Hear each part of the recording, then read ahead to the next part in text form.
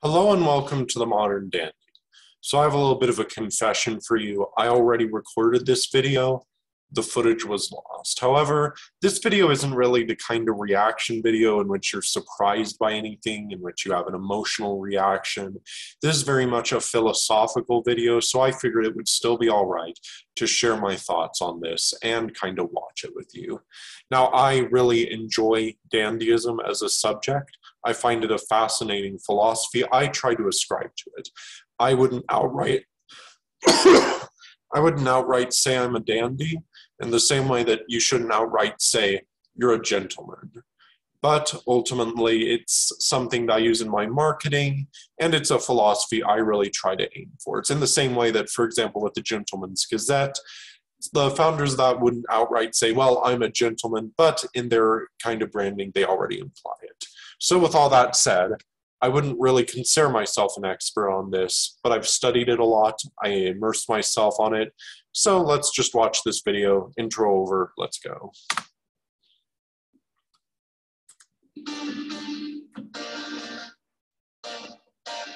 For me, magazines were always like the gateway to the cool stuff.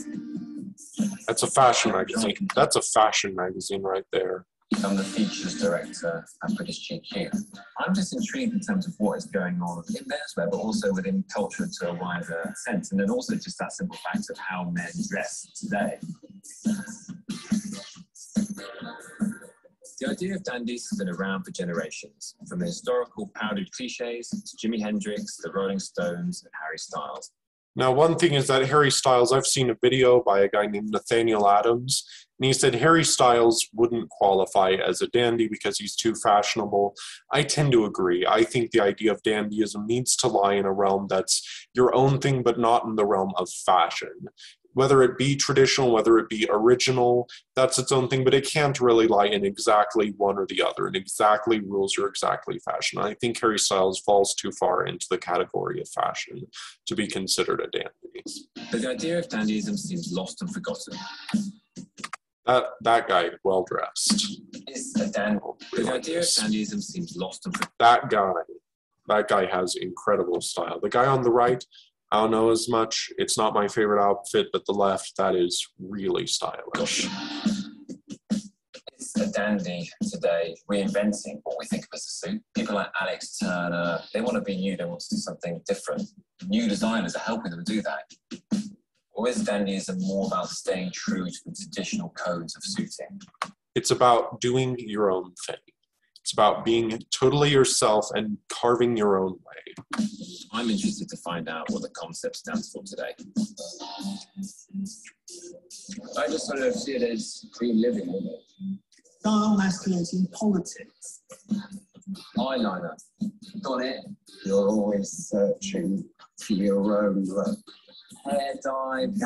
It has crossed my mind. Using your appearance to detach yourself into a subculture of one. So we say that is a really good description of dandyism. Using your appearance to detach yourself into a subculture of one. That is an excellent description. Kanye West is the Beau Brummel of 2016. I've heard this. I've heard Kanye West is the Beau Brummel of 2016. I consider it definitely a valid opinion. This is Beau. This is ground zero for what many people think dandyism is all about.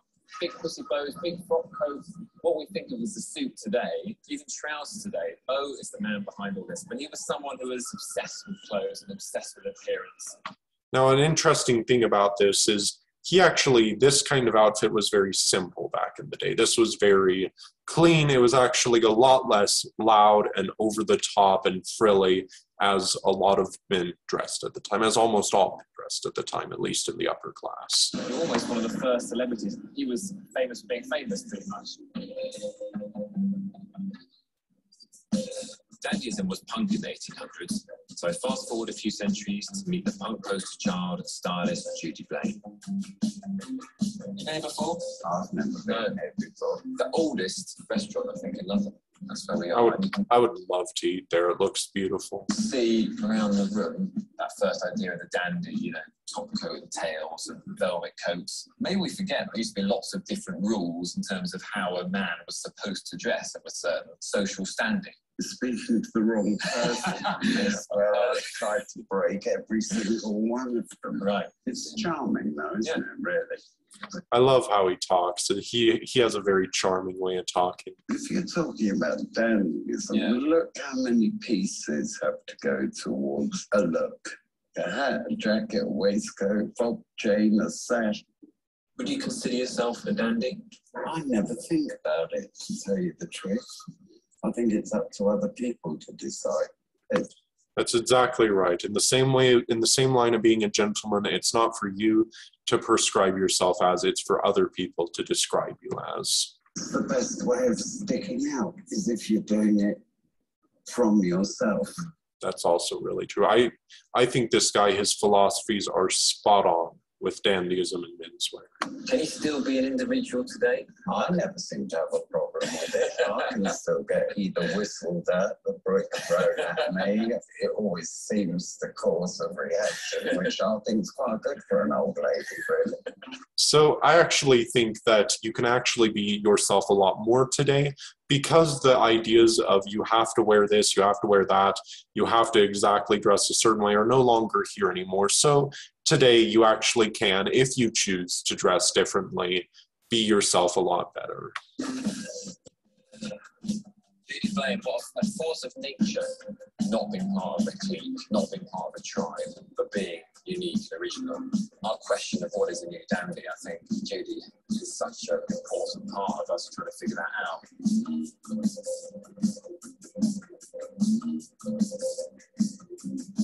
How do you remain an individual in a suit?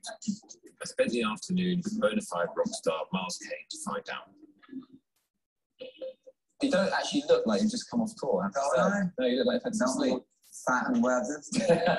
It's hard to tell exactly if I would describe these gentlemen as dandies, because their wardrobe isn't really visible, and especially with this gentleman, I mean, he obviously just has a cloth over him. He does reveal his outfit later. I'll talk about that in a minute, but it would be really hard for me to describe if these men are dandies, and that's not really exactly the point of this. Well, I know you're a big moisturiser, Miles. Keeping the skin nice and soft. Yeah. Is it all right now for men to get pedicures and manicures? Is that something that guys do? I don't see it being an issue. Well, in my mind, it wasn't. My girlfriend seems to think it was. I was like, quite fancy having a pedicure. She said, don't you dare. So that sort of stopped me doing that. Is there a certain sense of developing a persona through your clothing on stage? Is that something you've thought about? Yeah, definitely. It's like a footy player putting your kit on or something, you know what I mean? Or like a boxer getting ready for a fight. You know, I couldn't go on stage in just a t-shirt and jeans. I like the mystery and the thing of surprising people. I hate to be critical, but I can't stand the guy's haircut. I just can't. Is there anyone in particular that has influenced you? It looks way too early 2000s, just I can't stand it. I guess style-wise. There's loads, you know. Weller's a big one. You know, even the style council era, the way that sort of evolved from the mod thing, it went to a bit more of a sophisticated south of France on a yacht. But I also love like soul and Motown, like Four Tops and James Brown. And when you're getting in your gear, when any man is getting their gear, who are you dressing for? If you're into it, it starts for yourself. That thing of sort of getting ready for something excites me. People in Liverpool, whatever style it is, there's definitely a thing of looking sharp, you know. I remember when I got my first all black Lacoste tracksuit, I thought, I have made it. Now, to me, in all honesty, that outfit kind of looks like something you'd find at Macy's at INC. I wouldn't really consider it the most stylish thing. If you dress in INC, Macy's, or whatever, good for you. Do what you want. But for me, this just is something I feel like you would see at a department store in the, say, the clearance section. When do you start wearing suits? I probably attempted a junior classic line. I think one saving attempted a hive. Really? Or with the white shoes and that. You know, I think I did the white tie, but like a really bad white tie from like Marks and Spencer. You know, like a white there was like this towel, like this big down your neck. Dandies, historically, there's this idea of dressing themselves out of their social situation. That's true. In dandyism, they were often middle class, upper middle class members of society who tried to emulate an aristocratic lifestyle. Yeah, I think so. Even if you sort of had a 9 to 5, but you were into soul, that's your little escapism as your identity. It makes you feel excited. Yeah. And that's how I feel. What do you think of these guys leaving the office in the suits? I feel like they should embrace it. Yeah. For you, as a man, you'll be proud to wear a suit, not just have any old thing that's baggy and doesn't fit right, something that makes you feel sexy and cool. Yeah, yeah. Like yourself. Thank you. That's one of the best parts. Proud and peacocking, dandies have caught the eye of photographers for decades. I stopped by an exhibition shedding new light on a sartorial movement. Right, nice to see you, yeah. This is an exhibition I've curated. It's called Make You Look, Dandyism and Black Masculinity. It's very easy. So Black culture and dandyism have often gone hand in hand throughout history. I don't know much about it. I haven't studied it a lot, but dandyism and Black culture are very intertwined, especially in things like the Sapeurs in the Congo, who dress really well in the evening and in the day work in oil fields. As a Black person, to find that expectations of who you are goes before you. What we see here is an attempt through these images to say, look, I'm going to stand out. I'm going to stand out on my own terms. What you see are men who are, confident, masculine, men who embrace femininity, men who are camp, who are louche, who are romantic, who are ironic, who are sardonic. You see all these different representations of masculinity. And dandyism is actually the gateway. Dandyism is the way to release, because actually what dandyism really is about the performance of masculinity. It's about accepting that in fact there is no rule book to what it means to be a man. Sometimes this idea of dandyism can be... That's definitely a valid interpretation. I think it's a good one, actually. It's not an insult, but it's someone who's too much concerned with vanity. But this idea of being liberating and freeing and exciting. I love that umbrella. Dynamic is a good one, I think. What do real modern dandies truly think? Time to hear it from the horse's mouth. I say to you, I think you're a dandy. Would you take that as a compliment? Yeah, I mean, for me, it was always to make myself feel like the best version of myself, I suppose. That, I really like that, to feel like the best version of yourself. That's how I like to dress. I like feeling like the best version of myself. I like trying to push myself into more and more elegance. That's a part of it. There's a lot to it, but that's just a part of it. Is there a new generation doing their thing? I imagine, or I get the sense, that they're much less afraid than the people of my generation were. I agree. I think the younger generation today of people, they're really pushing out a lot more outside of what you have to do, what you're expected to do, especially in terms of dress. I'll see it a lot, and it really brings me joy to see people dressing in their own way rather than the way that society prescribes them to dress. Intermingle the elements and be unapologetic about it. Are you dandy? I don't know. I wouldn't say I'm a dandy, to be honest. I always thought a dandy was the sort of rich guy who gets all of his clothes made for him. I'm more about thrift. Okay, two things. One, that guy's style is excellent. That is very elegant, very beautiful outfit. The guy on the left isn't exactly my favorite his outfit, but guy on the right, that is very stylish. But I also think that, yes, thrift is a great way of getting your clothes. It's very, very cost efficient. It's good for the environment. There's a lot of good about thrifting clothes. And no, you don't need to get all your clothes bespoke to be well dressed. This is a circa 1961 John Collier. Got it for £50. Gucci loafers. They're £20, Portobello Market. High Yates trousers. No, it's a nice shirt. I got £2 from it. From my charity shop. That's something you'll find with a lot of classic menswear enthusiasts who love thrifting. They'll love talking about, oh, well, I got this for just this price. It's a lot of fun. I'll do that a lot. I'm definitely to blame for that. It's just something that you end up doing. One piece I would say though is over here you can see the leg hair. Over the calf socks are really a good option. I discovered that somewhat recently even. And that's really the best kind of option for socks. And you can get them in some places for relatively affordable prices. I think there is a lot of freedom in it. I like dressing up when it comes to gigs, when it comes to going out. She's got the jawline for it. If someone could be down, they would turn around and smack you in the face. Something like that. I would take the compliment, I suppose, yeah. It's just how we want to. Don't really know how to explain it. Yeah. Tell that to where we're going. There's a checklist. Can do your own version of Dandyism. I'm definitely not done. So guys ever go out in tracksuits? No, I've never had one. Never. I refuse to own one.